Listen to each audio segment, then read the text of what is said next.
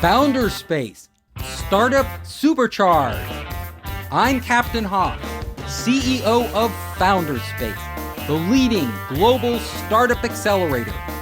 I'm also author of the award-winning books, Make Elephants Fly, Surviving a Startup, and The 5 Forces. Welcome to the Founder Space podcast. Who do I have today for you? I have Chris Carr. He is the founder and CEO of Ferrotech.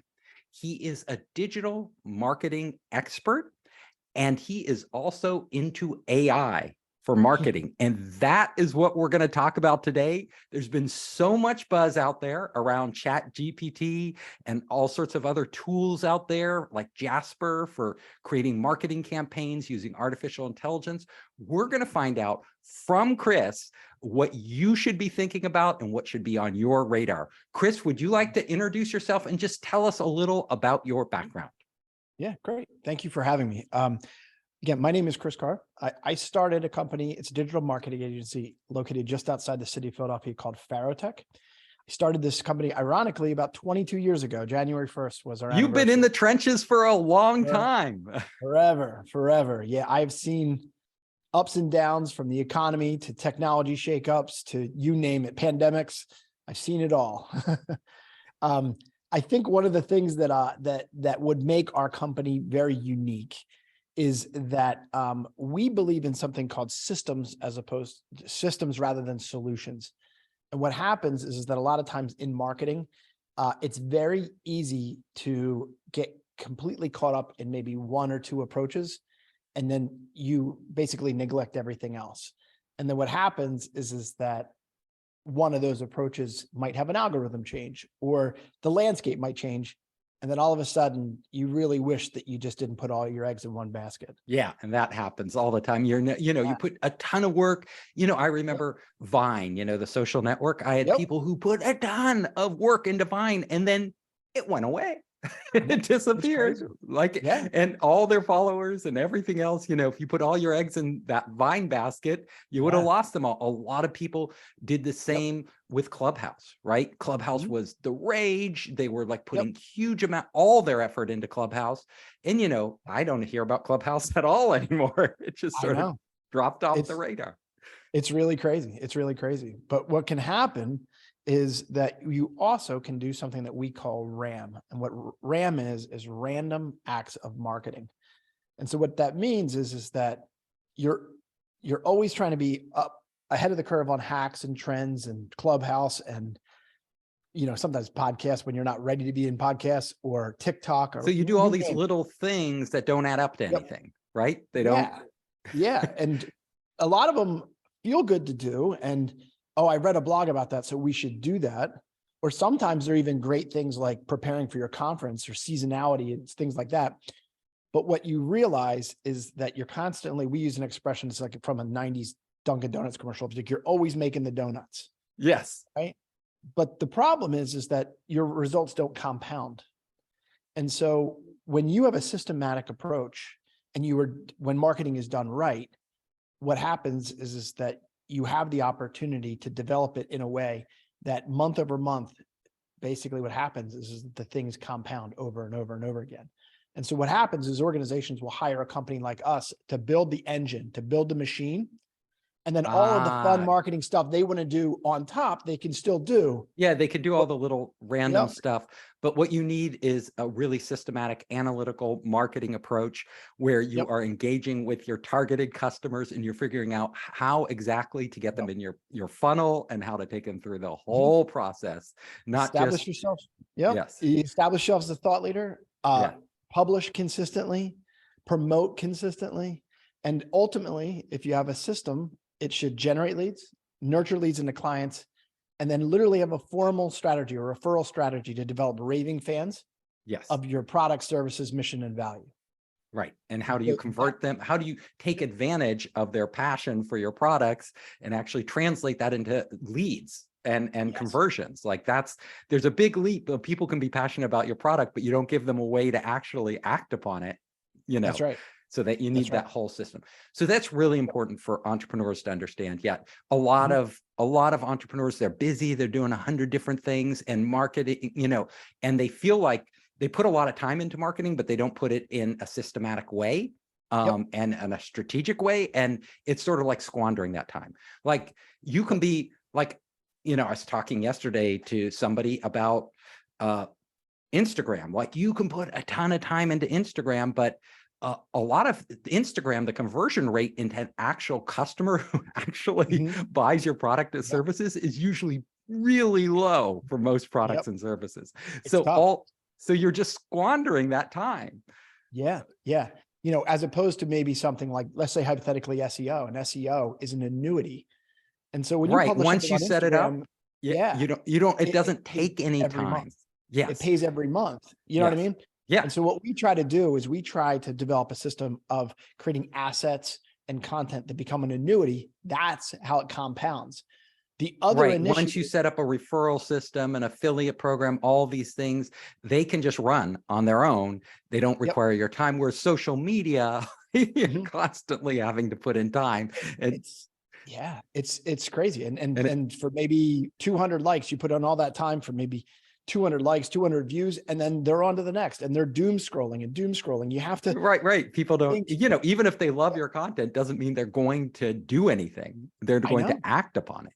So let's now talk about the hot topic of today, and that's artificial intelligence. It's booming. OpenAI is out there. It's that platform. They built this amazing platform. They have all these different products on the platform. One of them that they just launched, ChatGPT, is an incredible marketing tool. Why don't you talk a little about how entrepreneurs out there can leverage this?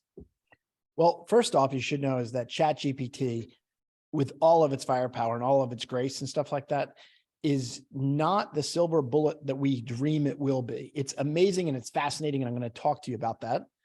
But right behind it, Google is creating their own version of ChatGPT called Palm. They spell it capital P-A, capital L-M. And the horsepower behind that seems like it's like, hold on to your hat. And what it's going to be is it's going to be a bunch of AI titans wrestling to make the technology better and better and better. Google can't afford to let Microsoft run away with the prize. The problem is that you can, as everyone's excited about ChatGPT and they're talking about, the valuation of the stuff, they haven't talked about monetization yet. And so one of the problems with AI is that when I can get quick and simple information simply by typing it in, have you seen a banner ad? Have you seen an advantage? And so what's going to have to happen here is that if this is the Google killer, if this is going to replace how you get answers to frequently asked questions, eventually these companies, the powers that be that create this amazing technology, they can't forgo their bread and butter. And so what we're going to have to see here is how this is either adopted or condemned. And let me tell you how it can be condemned. Okay. You're even seeing this at the college level, is that kids are turning in term papers that's AI written. Oh, I know. It's so easy. And even, and it might, a lot of them, they use the AI for the first draft, and it saves them a huge amount of time. But what it doesn't do is they're not going out and they're researching the paper. They're not structuring it. They're not thinking it through. So all the benefits of actually writing it are being taken on by the AI, which is really detrimental to education. So I do. Yes. And there's already a lot of people talking about the dangers of this. And then the dangers of it as well is that from a business and an entrepreneur is I go and I get onto ChatGPT and I'm totally enamored, and it saves my life and it saves me time, and I type all this stuff up. The same people that are talking about this are also talking about watermark technologies, or basically code that is going to be able to decipher that this content was AI generated. And this is important. And I think you're bringing up a really good point, because first of all, like I can write a blog article now in literally a couple minutes using AI. So I can, say, I want to talk about pink flamingos, blah, blah, blah, and their feathers, right? And it will write up a blog article about pink flamingos and how great their feathers are. But any subject you want, you yourself could come out with a bunch of marketing tips, all written by AI, post them on your website, and literally have them as SEO bait, right? For SEO, for anybody searching, which is great right now. But you just pointed out a really important thing. The internet's, first of all, going to get spammed up, right? Because all these AI written articles end up sounding the same. They're pretty much the same thing. Secondly, it's not good for Google or anybody else searching to just come up on generic AI written stuff that really doesn't have the perspective or knowledge or experience of individuals. So what you're talking about is, and I've heard this too, watermarking, right? Digital watermarking, which doesn't mean a watermark. It means like embedded code or something, or a way for them to detect that that article was written by AI. And what that means is that companies like Google will probably penalize you for posting them, or at least not index them highly. And they already put a shot across our bow because they already talked about the helpful content update. All right, that's just step one of a larger argument that's going to say, okay, right now we will tolerate AI inspired. You know what I mean? But what they're going to find here is the same way they were looking at duplicate content in the past is that they're going to be able to, as they spider your site, to be able to figure out, hey, how much of your thought leadership is actually original? How much of our, and if 90% is AI generated, they're going to rank your site really low. Right. And they're going to know, because simply it doesn't even take a digital watermark, because you could do it on a digital watermark. But literally, if they see the same, roughly like the same content on your site that's on 100 other sites, then they're just going to know. Google's going to know, okay, pass this over. They're also going to look at the cadence from which you're publishing content. So they have indexed your website maybe hundreds or thousands of times.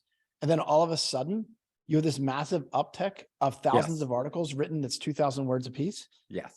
You don't think that that's going to create a red flag for them? Yes, it's going to. My point is that and there's companies now creating AI generated video. I don't know if you've heard of this, but it's going to spam up YouTube. And at the end of the day, YouTube isn't going to want people to be exposed to that content. So it's going to be the similar sort of thing. And so there's going to be certain indicators that you're going to have to look for. So what I would say is, am I saying you don't use ChatGPT? I'm like, no. What you said is that ChatGPT can be your first draft, but you're going to have to bring value above and beyond that.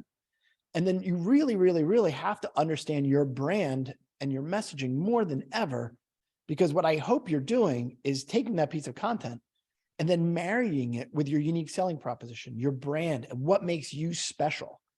Because if not, it's just awareness level content. So imagine there's 3 levels of content. We talk about this quite a bit: awareness level content, consideration level content, and decision level content.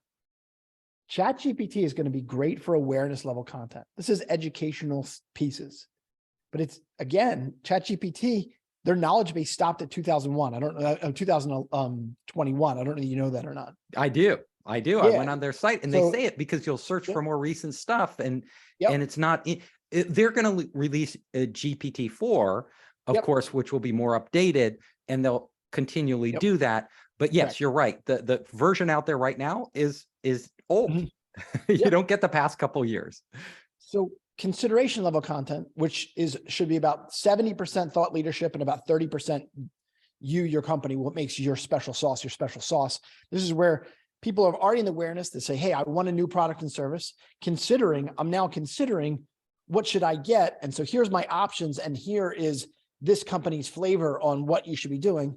And then decision level content, which basically says, hey, choose my company over my competitors, right? Yes. Consideration level content and decision level content cannot be built out of ChatGPT. Right. And those are specific to your business. And what I'm afraid of is businesses are going to be like, I can create content in a snap, and then all of a sudden they get really rash, and they basically cut the people that are really flavoring their content with what makes them unique. Yes. And their consideration And level content then their and their service, decision level their content. product or service sounds like every other product or service out there. That's right. Why would anybody choose them over anybody else? The content isn't really serving its purpose. It gets people to click, but not to act. Yep. And so I have this thing here, and this is just this. I'm going to, for the audio listeners, I'm going to try to verbally say it. And then to our video listeners, I'll have this graphic to show you. But this was something that Go Globe was a company put out every year. And literally every 60 seconds, these numbers were 2020. So I believe these numbers are probably double. YouTube, more than 400 hours of video are uploaded every single minute. That's 700 hours video watched. Facebook, 243,000 photos, 70,000 hours of video content. Google, 3.8 million searches. All of these platforms, every single minute, are churning content in ways that you could ever believe. Now, that is people working hard on content. Now, when you can do it in a click of a button, it's going to be in their systemic best interest to stay alive, to separate the wheat from the chaff. Right. It's going to be in their best interest to filter that out so that it doesn't go in your feed. Yep. Facebook doesn't want the feeds junked up on Facebook or Instagram or none of the social, Twitter doesn't want that. Google doesn't want their searches junked up. Yeah. So you're right. And what they're going to be doing is using AI to determine which content is kind of generically written by AI, and that content will be filtered out. You won't see it. But here's where it is. Here's where it's going to be useful for any really great writer is that when you go and you develop content, the critical factors that I believe that make really great content is 1, a strong argument, 2, data-rich content. And the data-rich content, the data-rich content, you can literally go into ChatGPT and say, give me statistics that relate to this. What are some contrarian points of this view? What is this optimistic view of this? What is the pessimistic view of this? And so what it should do is it should flavor your research, and then that should flavor your data, and that should make your content ultimately better. And this is a really good point you're bringing up. And I think this is your main argument, is that use ChatGPT and other AI tools that like Google will release and others as tools to make your writing better, but don't have them do all the writing, because they're great research tools, right? Like you said, you could Google it and try to find that data. You could ChatGPT it. You can take the best from both, right, of that data, put it into your stuff just like you would do now. But don't rely on them to write the whole article because it's going to come out spammy. I would say that it cut your research time down by 30 to 50%. Absolutely. I'm using it now. If you're a writer, that's time well spent. And so this tool has amazing power. Just don't think that you can just click, write, publish, pray. Right. Because you're gonna wake up one day, it's like building your house on sand, and one day an algorithm change is just going to wipe your house away. Right. It's going to be, you'll get away with it for the next year, maybe. And 3 months. Yeah. Who knows how fast Google acts, but at a certain point, you're right. It's just, it's not going to be there for you. So you'll have wasted all the time you put into that. That's right. That's right. But, just like how a calculator never, when we were doing accounting work on an abacus, the calculator came along and they weren't saying like, accountants will never exist anymore because we have a calculator. I'm like, no, a calculator is a better tool than an abacus. And a great accountant will use that calculator to do great things and spreadsheets and things like that.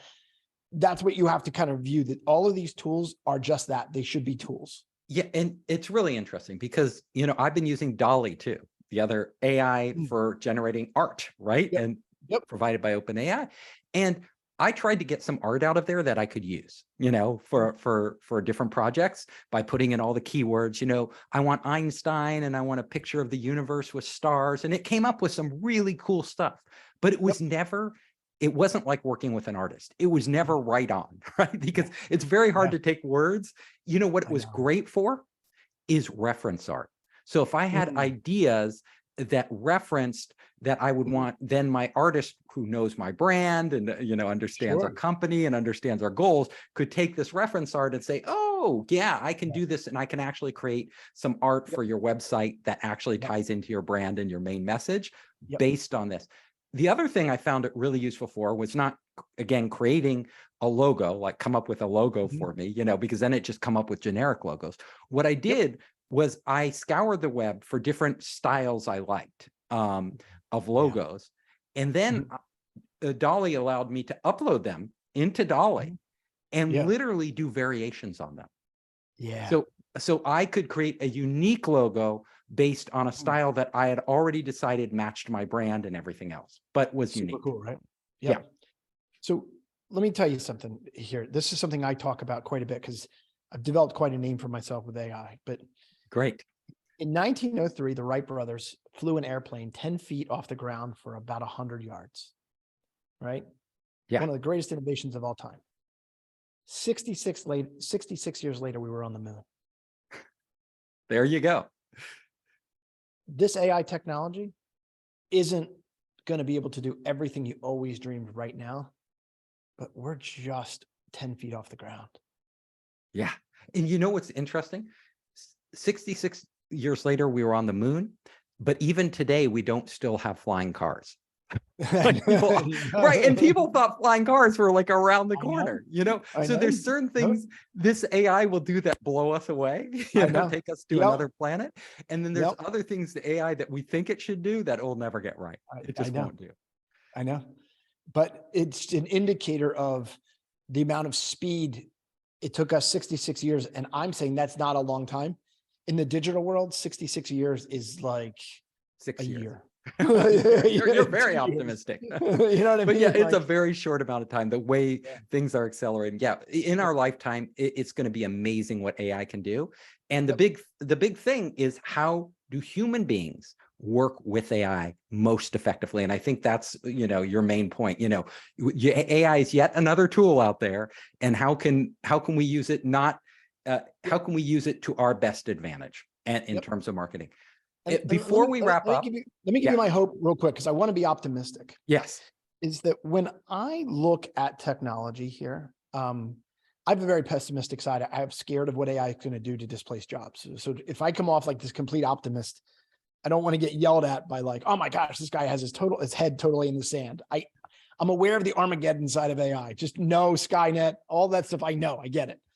But when you think about your job and you think about my job, when someone pays you for your services, and when someone pays me for my services at $150 an hour, in theory, they're getting what we offer. But if I was really honest, they're getting maybe 20% of our potential. Essentially, what happens is their budget stopped. Now, what hopefully would happen is the technology will allow us to get to a higher base. So now we're able to do things that we never had the budget to do before, because the AI is giving us a stronger foundation, a better starting block. We're starting ahead of the curve, as opposed to doing foundational things. It's making the iterative process that you have to go through when you're doing everything, designing a marketing campaign, creating art, doing, writing copy, whatever you're doing, making it so much faster, right? So and it's going to accelerate the capabilities of all of us.